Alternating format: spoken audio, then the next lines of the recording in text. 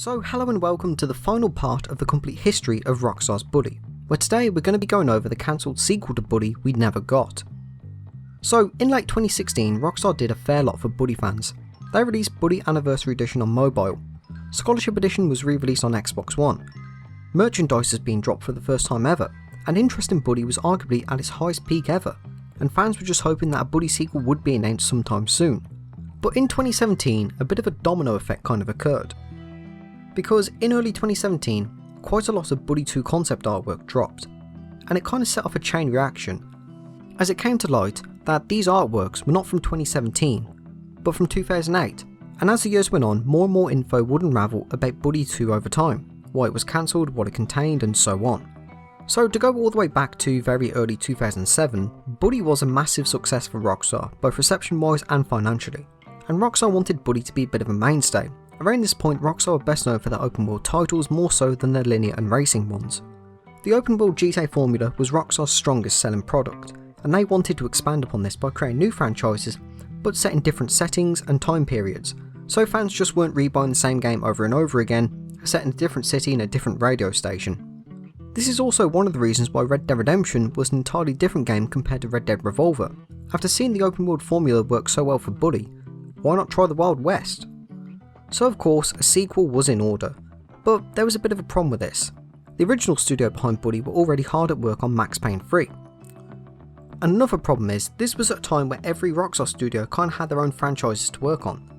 You know, Rockstar North dealt with the GTA series and Manhunt, they were already hard at work patching GTA 4 and developing GTA episodes from Liberty City Stories. Rockstar San Diego were busy working on Red Dead Redemption. There was just no dedicated studio who would be handling this Buddy sequel. So in 2008, after the release of Buddy Scholarship Edition on Xbox 360 and Nintendo Wii, Rockstar acquired Mad Dog Software for an undisclosed amount and rebranded them into Rockstar New England. Now in a statement, Sam Houser said, "The team at Mad Dog Software is extremely talented. Bringing them in within the Rockstar Games family will enhance our core technology and further support our commitment to creating progressive and innovative gaming experiences." Many Mad Dog Software employees were also now excited to be working for Rockstar as well. Now it's assumed almost immediately that New England were given the Buddy series to work on, and this wasn't because of their work with Buddy Scholarship Edition. Instead, it was a test from Rockstar's highest offices to show that Rockstar New England was worth the investment. So understandably, Buddy 2 was a very small time product at first. Rockstar already had a massive pipeline ready, so there wasn't as much pressure to get something done. Especially since following GTA 4's release, Rockstar had a bit of a turning point in their views on creativity. Less emphasis on more frequent releases, but more so on expensive, expansive and innovation, and franchises that proved to be worth the time and money to make. So the team got down to work on what they'd be making. Their idea for Buddy 2 initially involved a direct sequel following on the events from the first game that followed Jimmy Hopkins' post-Bulworth Academy life, with a bit more emphasis on his relationship with his parents, a new home, a summer camp and more. Now with the map would be set in an entirely new town again. It's unknown if Bulworth would have made an appearance in some way, considering that this sequel is still about Jimmy and following on directly from the first game, but they were going to keep the map small like Bulworth, or in the developers' terms, they were never going to make a GTA sized map like we saw with Liberty City or San Andreas. Instead, they wanted Buddy 2's map to be somewhere between the size of Grand Theft Auto Vice City's and 3 times the size of Bulworth. Now this new town was also going to be set in the New England state again. Unlike Bulworth, it was a rather small suburban-like town, with one of the only other areas confirmed being a summer camp, which was going to play a bit of a role in the story. Quite a bit of the map did leak in some concepts, although it's stated most of the map concepts were actually fully done and finalised, they just weren't fully completed in-game. Now to make up for the Buddy 2 map being much smaller than GTA's map, they wanted the world to be more compact but also rich in detail and exploration too, citing they wanted to have many more enterable buildings and having much more in-depth and enhanced NPCs. Because they knew that one of Buddy's most unique characteristics was its varied NPCs, also citing they wanted to make the world grow alongside the story as well. They wanted NPCs to remember Jimmy and what he did to or for them and react accordingly, and having the world change over time, kind of like having seasons in the first Buddy, but with more focus on stuff like vegetation growing over time rather than just, say, a chapter taking place, then it skips to the middle of winter. Now if this sounds familiar, that's because it is. This stuff was actually implemented into Red Dead Redemption 2, over a decade later, where NPCs may remember Arthur Morgan if he say help them out if they're in trouble, or threaten them or whatever, or how the world of Red Dead Redemption 2 would change over time. Like say in the earlier chapters you'd see some buildings being under construction, but then if you revisit them a couple of chapters later, you'll have some major progress done, or may even be completed entirely. The theme of the game was going to keep that childish, immature humour style, but it was amped up to be more adult to correlate with Jimmy getting older alongside the series. While the first Buddy had some nods to adult content here and there, it was going to be more frequent in the sequel, but still not as in your face as GTA is. Speaking of being slightly more adult, Jimmy was going to be more criminal in this game, as he had the opportunity to break into people's homes. They also wanted to give Buddy 2 some features from GTA 4's moveset. Not so much the armed combat, but stuff like how Nico could shimmy and take cover. Arcade games were also making their return, but it's unknown what games they were supposed to be. There is a small possibility that these might have been reworked into the GTA Online Casino update however, not confirmed, just saying. Now much like how the first Buddy had some heavy influences from media like The Warriors, The Outsider, Revenge of the Nerds and Ferris Bueller's Day Off, they wanted Buddy 2 to keep that same kind of homage to classic media from decades gone by. And because of that, some of the inspirations that Buddy 2 was going to have were going to be from the likes of Porky's, which was, well, Porky's is an adult comedy which was heavily based around teenage boys looking to lose their virginity, and it ends up being a revenge plot against a strip club owner who humiliated them instead. Another one was The Simpsons, very specifically the Camp Krusty episode, which was used as a base for a mission involving the summer camp. Not confirmed, but likely involving Jimmy raising hell like he does in the first Buddy when he wants to take over something. And a third inspiration they cited was the film Goonies, citing they wanted to keep that 1980s kids on bike kind of vibe.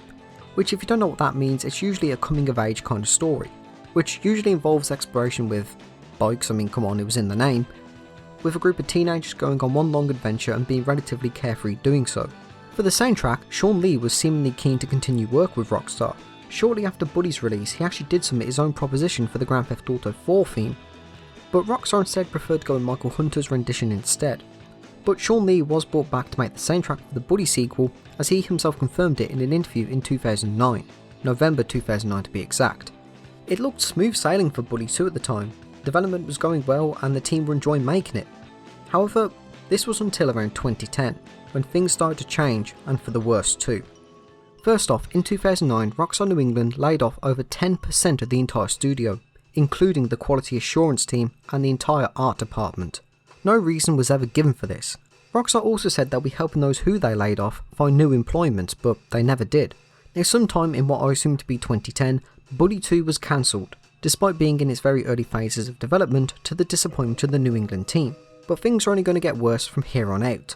The build they had made for it was far from complete obviously, but it did have most of the map done alongside having a few missions completed too. Now one of the biggest contributions to this was Red Dead Redemption and Max Payne 3, because they were in a lot of trouble.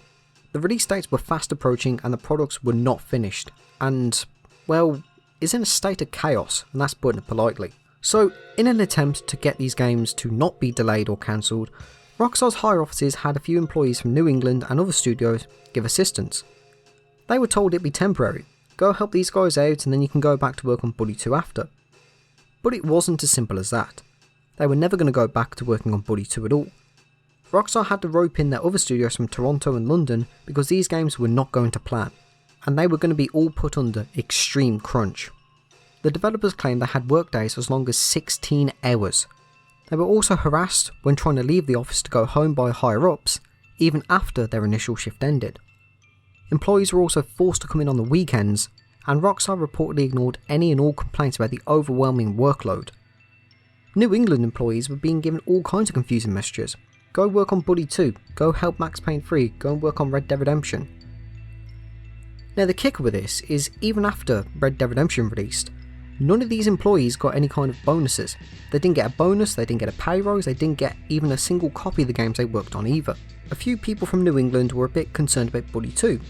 Was it going to continue or what was happening with it? Because nobody really knew. They knew it was cancelled, but they was under the assumption it'd be temporary. It's important to note that this was something that was ongoing even when Red Dead Redemption 2 released over 8 years later. Near enough the exact same complaints got posted all over the internet about it. Now I just want to point out, actually before I do continue this part, as I'm making this, Rockstar have made a lot of improvements, so give them credit where it's due in that department, but this is the history of Buddy 2, so I'm just going to go over everything the New England team stated and that. Anyway, in fact many developers and their families across the varying studios complained that Rockstar was being horribly mismanaged, and and even made claims that's why Max Payne and Red Dead Redemption were in complete turmoil, because communication between higher-ups and the developers was near non-existent. Dan Houser even stated that Buddy 2 had to be dropped because there were too many games to be made, but not enough employees or studios to work on the ones that were already underway. So they had to trim the fat of many of those that were not being announced yet, which gives even more credibility to the horrible mismanagement claims of Rockstar. Many developers despised working there. They claimed they had no outside life at all. It was just work, work, work, work, and more work. There was barely any time for their families. It was such a stark contrast to working on Buddy 2, which was much more laid back, relaxed, and incredibly fun to make, to this never-ending cycle of constant problems. Many pondered that if Buddy 2 was never cancelled, they likely would have met the same fate regardless when Buddy 2 was due out for release. In fact, after Max Payne 3 did release, Rockstar Vancouver, the studio that brought Buddy to life, was shut down, and merged with Rockstar Toronto instead, who are best known for just developing ports of already existing games to other platforms. Buddy 2 was reportedly picked up again in 2013, after the chaos of Max Payne 3 and Red Dead Redemption died down, but it was cancelled because the original ideas the team had were scrapped, and there was a lot of internal debates about it. Should they carry on Jimmy's story from 2008, or should they just do something new akin to GTA 4's reboot? Was it worth going ahead with the summer camp idea, or maybe changing the setting to a college, or maybe another school?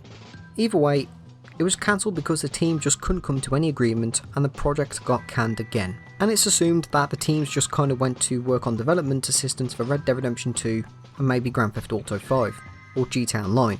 But Buddy 2 was revisited for a third time in 2017. Red Dead Redemption 2 was slowly nearing completion, but even less is known about this version of Buddy 2, other than the fact that they dropped the Jimmy Hopkins saga completely, and they were going to go a completely new direction, but this was canned for completely unknown reasons. But here's something incredibly depressing. You know all the hype and excitement of Buddy back in late 2016 and early 2017? That was actually all a ploy from Rockstar to drive up excitement and reignite interest into the Buddy series. By having it re-released on current gen, a remaster on mobile, and new merch, it did its job of igniting so much interest and excitement for it. If the original plans were to be given the go-ahead, Buddy 2 would have likely been announced sometime in 2017. But of course it got canned, so Rockstar had to let the hype of Buddy 2 fizzle down again. And that was the entire history of Buddy 2. We can hope someday Rockstar do release a sequel, but it's likely they might in the future, maybe after GTA 6, but thank you for watching this episode and have a great day.